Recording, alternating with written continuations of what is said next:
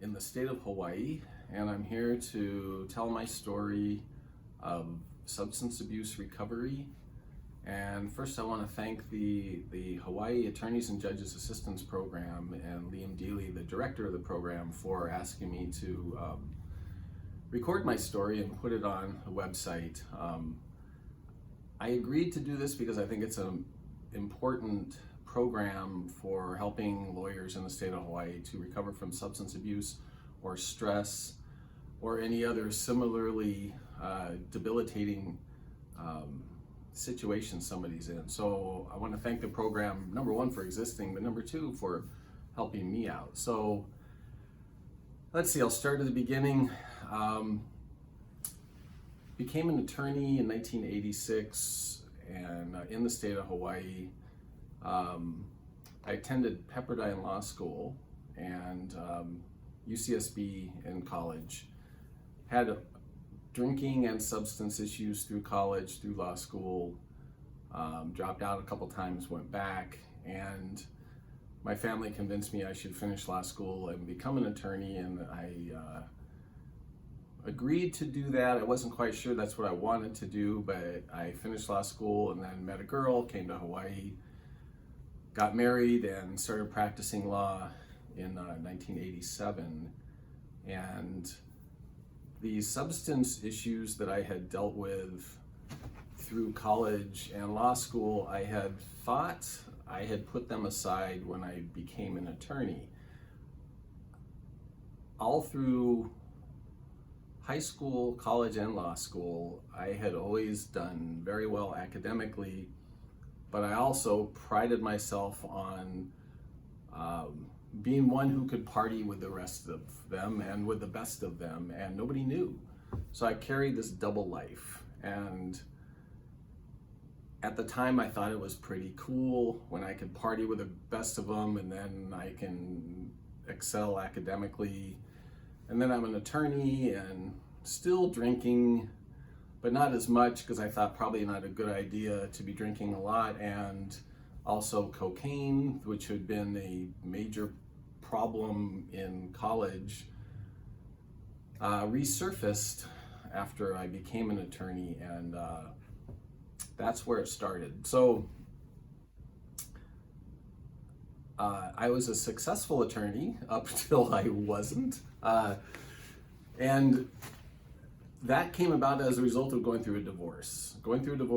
And I found myself with a 1 and a 2-year-old child practicing law in the state of Hawaii on the Big Island in Kona, very far, 3,000 miles from the mainland and away from family. And there I was, now a single dad with a 1 and 2-year-old baby. And I gave myself permission to start partying again, because that was what I knew how to do to cope with stress. I didn't have coping skills. I didn't know how to talk to people about problems. I knew I kept them myself, and usually I could figure it out. I could work it out because I'm a smart guy. Well, the substance abuse issues that I thought I had put behind me resurfaced. I started playing around with drugs again. At the beginning it was on weekends, and then it was more frequent, and then I got remarried, and then got divorced, and then got remarried, and the substances became more and more frequent with my third wife. And then pretty soon I found myself using daily and getting fired from, I think, 4 different law firms in Honolulu. Or before I was going to get fired, I would leave because I knew it wasn't going to work out. We have a sixth sense of avoiding danger, and I was trying to stay one step ahead of it. And I wasn't sure what the problem was, but I didn't think at the end that it was substances, because they'd always been part of my life. So how can that be a problem? I just need to work harder. So I'm trying to work my way through having a substance abuse issue, and it all came crashing down in about 2004, 2005, when it got to the point where I'm using on a daily basis, and I would be up all night and have to come down enough to go to work in the morning, and I would go to work, and I'm working during the day, and by 4 o'clock in the afternoon, I had to leave work to start drinking because I'm shaking too bad. And you know, when you start to see that, I saw the behavior, and I knew it was a problem, but I didn't know what to do about it. And I was getting more and more frequent using on weekends, and it was every weekend, and then it was heavily every weekend. And I basically scared myself into recovery. I called the Attorney's Assistance Program, and I tried to convince them that I didn't have a problem. And although I was calling them, nobody knew I had a problem, right? So I called them up, and they convinced me that I could walk across the street and meet with them, although I was pretty sure it was too far away and I was too busy.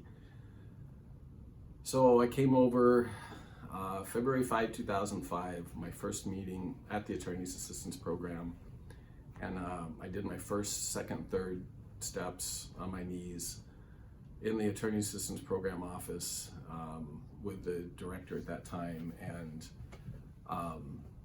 I knew nothing about recovery, although my father at that time was had passed away with 20 years in sobriety. My sister at that time had a similar number of years, and family members are all alcoholics and drug addicts. And I wasn't the one with a problem because I was educated, and nobody thought I had a problem because I could hide it.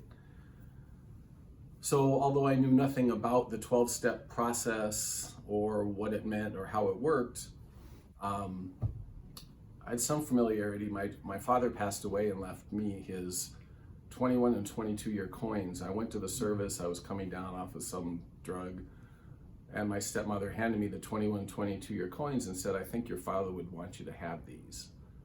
And I didn't know what they were, and I looked at them, I put them in my pocket, and I wondered where the gold Rolex was and where the condo is, because that's what I thought I deserved to have. But instead I got 21 and 22-year coins. And I came home and laid them on my bedside, and I remember reading them one night. And I didn't know what it meant, but I read it. I read the coin, and I read the Serenity Prayer, and I read, "To thine own self be true." And I thought, what was he doing? You know, what was this program about that he was involved in? That was about 6 months before I came into recovery. So there was a family history, and there usually is a family history. So I come in, I'm at this first meeting, within an hour of meeting the director of the program, I'm on my knees doing the first, second, third steps. And I thoroughly believed at that point there was no God. I tried to convince people there was no God. I had found books saying that people who believe in God are crazy. So I was actively believing there wasn't. So I go into a meeting with this director, and he's asking me to pray. And I said, "Well, to what?" And he said, "Well, you can borrow my God." And that's when I knew he was crazy, because you can't just pull a God out of your pocket and lend it to somebody.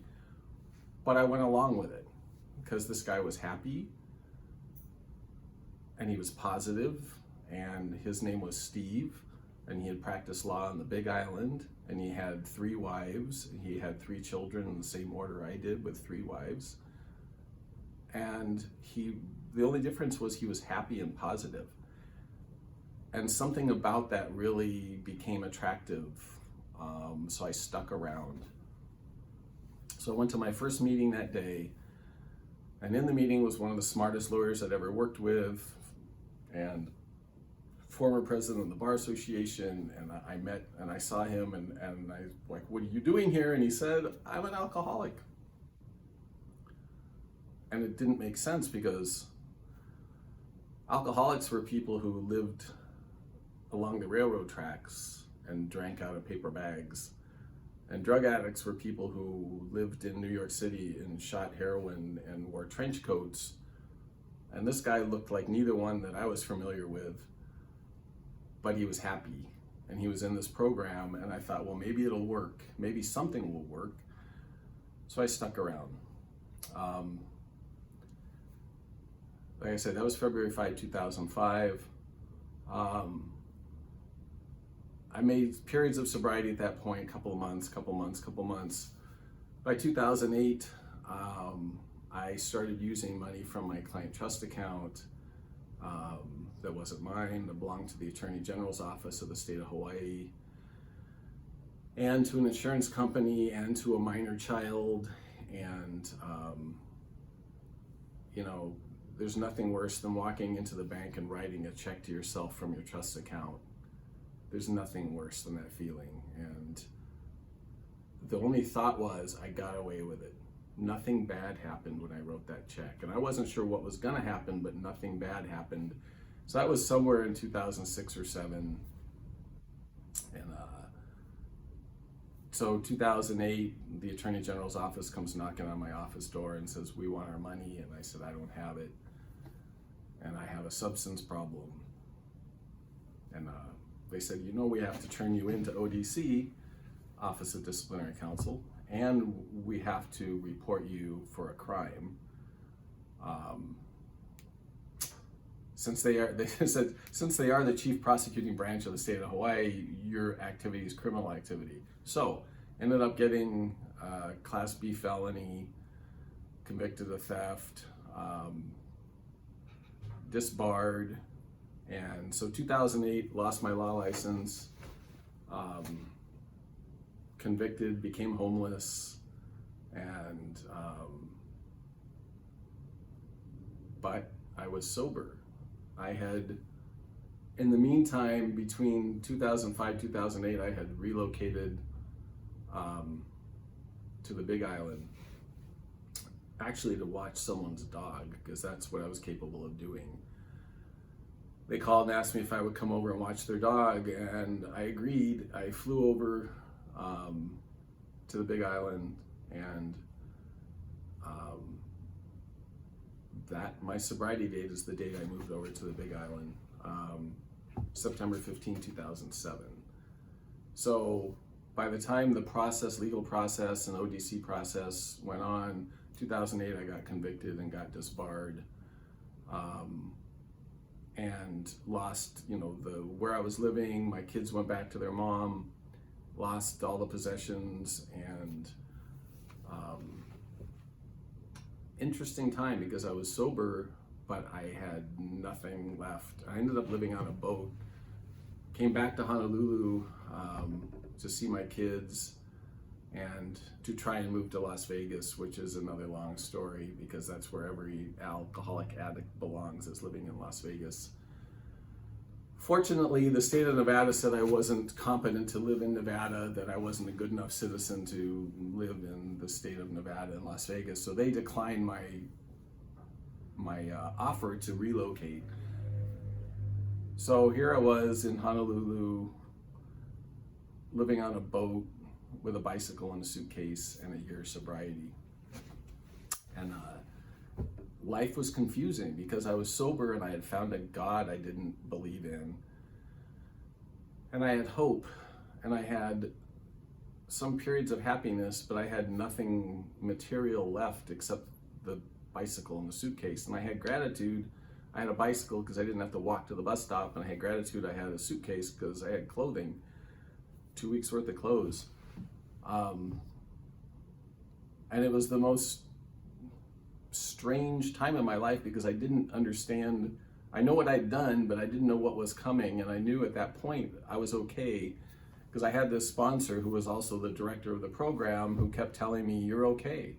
I would call him up and say, I would start to complain about something. He'd say, you have food, you have water, you have clothing, you have a place to sleep, then you're okay. And he'd hang up. And after a week or two of this phone call where I would call him and start to complain and say, you got food, you got water, you got shelter, I started to hear his voice in my head. And it said, you're okay. I'm like, how can I be okay? I've lost everything I ever thought I had, I wanted, I knew, I loved. But I was okay. And so I ended up coming back to the Big Island and started working as a substance abuse counselor. Basically, I always thought I was not messed up enough to go into residential treatment. So I ended up in residential treatment for 2 years as a peer specialist or a counselor. So I lived in residential treatment for 2 years in Kailua, Kona, and working with guys 24/7 and understanding the process and humbling. You know, I thought I was too good to hang out with these people. I'll work with them, but I'm not one of them. Well, I ended up living with them because I didn't have a place to live, and they said you can live in the treatment center and just watch it on weekends when we're not around. And I did, because I had nowhere else to go. I ended up, I got a car, which I was real happy I had a car, so I could drive guys to meetings. And so pretty much for several years, 24/7 in meetings and in meetings and in meetings and counseling guys and working with guys. And it gave me, first it humbled me, but second it put me at ground zero on treatment and recovery and understanding how it worked and how it could work for me as well. And helping other people was, I surrendered to this God that I didn't believe in, and the next thing I know, I'm helping people 24/7, and which is where I needed to be. So became a substance abuse counselor and was running outpatient treatment programs on the Big Island and doing a few other jobs here and there, and started thought about maybe getting my law license back, but that seemed so remotely impossible that it really wasn't an optimistic goal. But family members and a new relationship. My girlfriend at that time that said, if you can get your license back, you've worked for it, maybe you can get it back. And I thought, there's no chance that they'll, convicted felon and stealing money from the Attorney General's office. And I said, there's no chance. So I had to wait 5 years to reapply. I waited 5 years, I reapplied. First I had to pay the money back, right? And do all that, which was challenging in itself, but I did it. And it took 6 years to get reinstated. And along the way, I really wasn't convinced it was going to happen. In fact, I was convinced it wasn't going to happen. But having the attorney's assistance program here, I was living on the Big Island. I would come over to hearings, and it was usually on a Tuesday when there was a meeting. So I would come in, or a Thursday when there was a meeting. So I would come in and go to my hearing, and then go to a meeting and share about it. And it's one thing I learned along the way, is to share thoughts, feelings, emotions. Don't keep them in, because that's poison. And I stuck close to this program because it was what I knew, and I knew it was safe, and I knew it would help if I just let it help me. And so 6 years of reinstatement up to the Supreme Court, back down and remanded and stuff. Anyway, finally it was a unanimous vote. 2 years ago I got reinstated, which was amazing. And then, I thought life was just going to settle in. Everything would be smooth, because that's what's supposed to happen. And it partly did. It started to. Got married to my girlfriend, who's now my wife, and amazing woman who stuck by me for the last 10 years through all this. And opened my law practice and paid off. I had some money. I worked on a couple of things along the way, enough money to pay off my debt, opened my practice, got married, went on the honeymoon, and then be careful if you think things are calm. So we were on our honeymoon, came back. The day we came back, my son went for a hike. He was watching our house, and he went for a hike, and we never saw him again. And so we went from the honeymoon to a full month-long search and rescue. He went hiking in Waipio Valley in the Big Island, into a full month-long search and rescue. And never heard hide nor hair, whatever happened, and we don't know. But that was at 13 years sober, and the temptation to drink at that, during the search and rescue, when the whole family came, the family was here for the wedding, they all came back for the search and rescue, and I bought alcohol for them. We rented a house next to the lookout for the search and rescue party. We were there for a month. And I bought alcohol for everybody in the house because they needed to do whatever they do to deal with their stress. But I remember looking at that alcohol and I thought it would feel and taste good and it would help. But then I did what I learned to do and I thought it through. If I start drinking, they're not gonna... I had become the face for the search and rescue. And it was local news, national news, newspaper, radio, television, and they're not going to ask me to be the face, and I won't be able to, and it's not going to bring him back.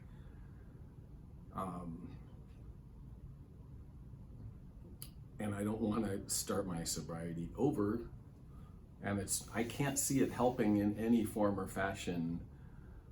So instead of doing that, I got my 13-year coin right in the middle of the search and rescue. The search was from September 1st to October 1st. My sobriety birthday, September 15.